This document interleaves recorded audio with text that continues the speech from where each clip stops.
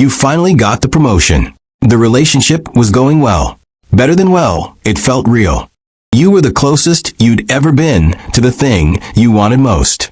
And then you blew it. Not bad luck. Not someone else. You. You missed the deadline. You picked the fight. You ghosted the message. You quit 3 weeks before the finish line. If that sounds familiar, you are not broken. You are not weak. But you are doing something that millions of people do every single day, something psychologists have a name for. Self-sabotage. And by the end of this, you'll understand exactly why you do it, and more importantly, how to stop. Here is the question that should keep you up at night. Why would a rational, intelligent human being, someone who wants a better life, consistently act against their own interests? Think about it. A person spends 2 years building toward a goal, and then, right at the threshold, they disappear. They procrastinate for months on a dream they claim to care about. They end a relationship the moment it starts feeling safe.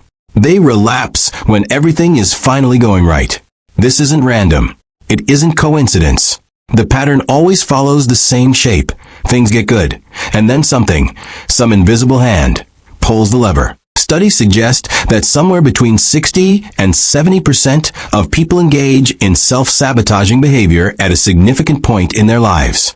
And research consistently shows it is the single biggest barrier to achieving goals, ahead of skill, ahead of resources, ahead of circumstance. It happens in careers, in relationships, in health, in creativity, in finances, in every domain where being human means being vulnerable.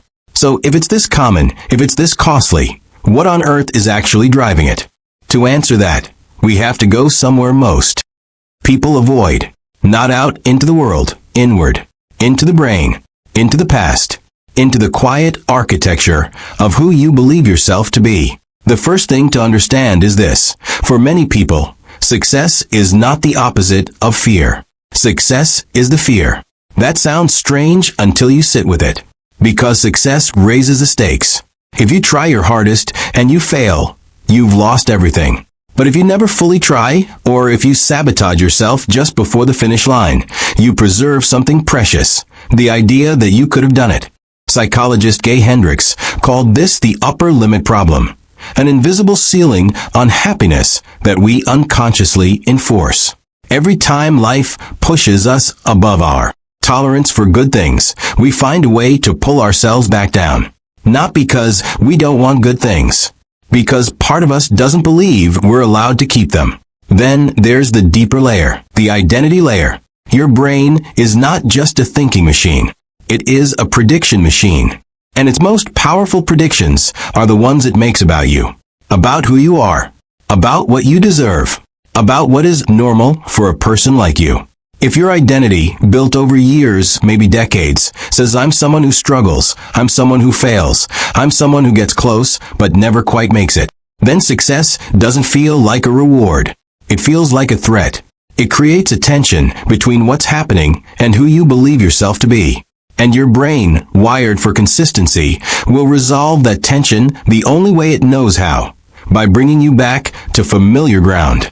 Freud called this the repetition compulsion, the unconscious drive to recreate the emotional conditions of your past, even when those conditions were painful.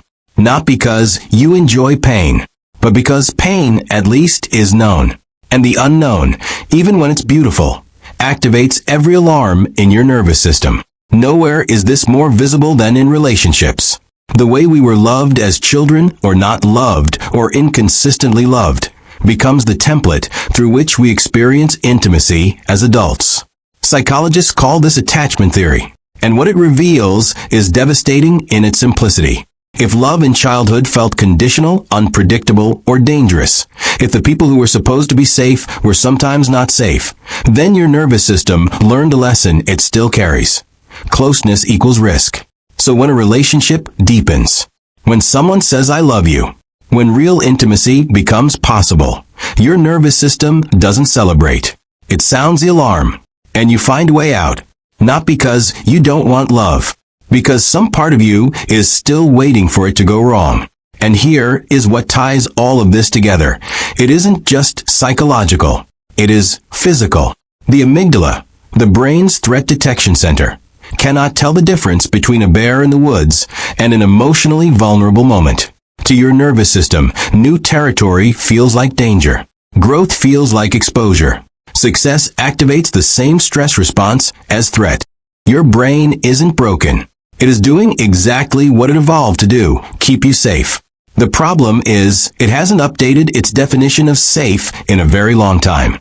Now let's talk about what science actually shows. In 1978, psychologists Stephen Berglos and Edward Jones at Harvard designed a now famous experiment. Before an important test, participants were offered a choice of drugs. One that supposedly enhanced performance, and one that supposedly impaired it. Remarkably, a significant number chose the drug that would make them perform worse, not because they wanted to fail, but because if they failed, they wanted an excuse. A way to protect their self-image from the evidence. Berglos and Jones called this self-handicapping. And it turns out it's everywhere. More recently, a 2020 study in the Journal of Vocational Behavior found a direct link between imposter syndrome and workplace self-sabotage.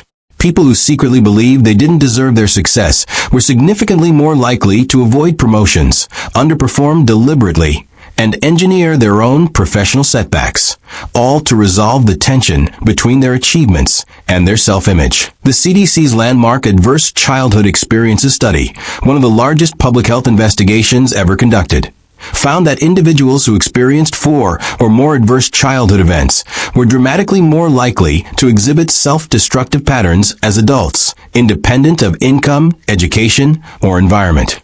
In other words, the roots of self-sabotage are often planted long before we are old enough to know what's happening. And perhaps most striking, neuroimaging research has found that in people with deeply ingrained low self-worth, the brain's reward center, the nucleus accumbens, shows suppressed activation when they receive genuine praise or achieve meaningful goals. They are, in the most literal sense, neurologically unable to fully receive success. Their brain has learned not to trust it. This is not weakness. This is biology shaped by experience. And what can be shaped, the research also shows, can be reshaped. Let me show you what this looks like in real lives.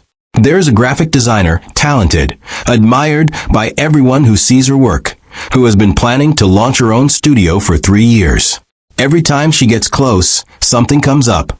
A new project at her day job. A feeling that the timing isn't right. A sudden need to redesign her logo. Again, she is not lazy. She is terrified. Terrified that if she truly tries and it doesn't work, she loses the only thing keeping her going. The belief that she could have done it. There is a man who has ended 3 serious relationships at exactly the same moment, when his partner said, "I love you first." He describes feeling suddenly trapped, suffocated, convinced there's something wrong with her. And then he picks fights until she leaves. He's never connected it to the fact that his father left when he was 7. That closeness, in his earliest experience, ended in abandonment. And there's a woman 42 years old, who had 18 months of sobriety, a rebuilt marriage, and the best job of her career. And then she relapsed. When asked what happened, she was quiet for a long time. And then she said, "I think part of me just didn't believe I deserved all of it at once." 3 different people. 3 completely different lives. One invisible force pulling them backward, exactly when they were about to break through. So what do you actually do about this? The first thing, and the most important, is to name it. Research by neuroscientist Matthew Lieberman at UCLA showed that simply labeling an emotion, saying out loud or writing down, "I am afraid," measurably reduces activity in the amygdala. The brain threat response literally quiets when you put language to it. The next time you notice the urge to cancel, to avoid, to self-destruct, pause. And name it. Not "I'm being lazy" or "I don't care." The honest name, "I'm afraid of what happens if this works." Second, audit the story you're telling about yourself. Your behavior is always consistent with your identity. Always. So if you keep sabotaging, there is a story underneath it. Find it. Sit with this question. What would I have to believe about myself for this pattern to make sense? Write the answer down. Don't judge it. Just see it. Because you cannot rewrite a story you haven't read. Third, Practice tolerating good things. This sounds almost absurd until you realize most of us have no practice at it. When something good happens, we immediately look for the catch. We minimize it. We move on. We don't let it land. Neuroscientist Rick Hansen calls this positive neuroplasticity training. When something genuinely good occurs, a compliment, an achievement, a moment of connection, stop for 30 seconds. Breathe. Let your nervous system register. This is safe. I can stay here. You are literally teaching your brain that good things are allowed. Fourth, interrupt the chain before it completes. Self-sabotage follows a predictable sequence. There is always a trigger, a threshold moment where anxiety spikes and the automatic behavior kicks in. Map your own version of that chain and prepare a specific, concrete response for the moment it starts. If I feel the urge to cancel, I will call one person and say it out loud first. That single pause can break the loop. And fifth, do not try to do this entirely alone. Because so much of this began in relationship, it often heals most powerfully in relationship. Cognitive behavioral therapy, schematherapy, and EMDR are all evidence-based approaches with strong research support for exactly these patterns. A skilled therapist is not a luxury. For this kind of work, it is often the difference between cycling through the same patterns for another decade and actually getting free of them. Self-sabotage is not a character flaw. It is a protection mechanism that once made sense and has outlived its purpose. It is your brain guarding a version of you that no longer needs guarding. The science is clear. The patterns can be identified. The neural pathways can be rewritten. The story can be changed. But it requires one thing first. The thing you may have been avoiding your whole life. Honesty with yourself about what you're actually afraid of. Here is your challenge for this week. Not this month. Not someday. This week. Write down one area of your life where you keep getting in your own way. Then ask yourself the single most important question in psychology. What am I afraid would happen if this actually worked? Write the answer. Don't judge it. Don't explain it away. Just see it. Because the moment you can see the pattern, you are no longer fully inside it. That is where change begins. Not with a new strategy or a better morning routine. With the courage to look at the thing you've been looking away from. You watched until the end. That's not nothing. That's a choice. Now, make the next one.